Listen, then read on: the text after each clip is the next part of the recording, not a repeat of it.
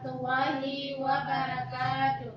Kami karyawati Koperasi Setiabakti Wanita Tepung Kabupaten Aceh Besar menyatakan dengan ini: 1. Anti terhadap berita hoaks. 2. Anti isu sara dan penyebaran kebencian.